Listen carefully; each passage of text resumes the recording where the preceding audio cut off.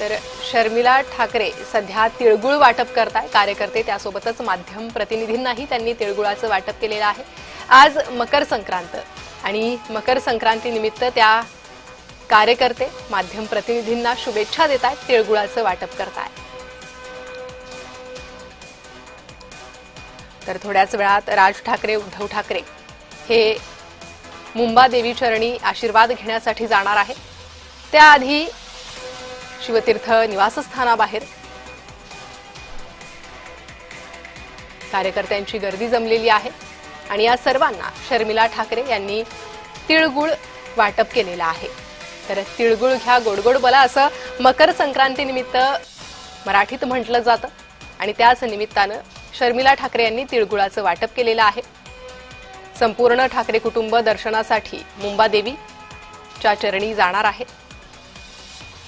राज ठाकरे आणि उद्धव ठाकरे आज एकत्र मुंबादेवीचं दर्शन घेणार आहे। सकाळी 11 वाजता मुंबादेवी मंदिरात ठाकरे बंधू एकत्र जाणार आहेत।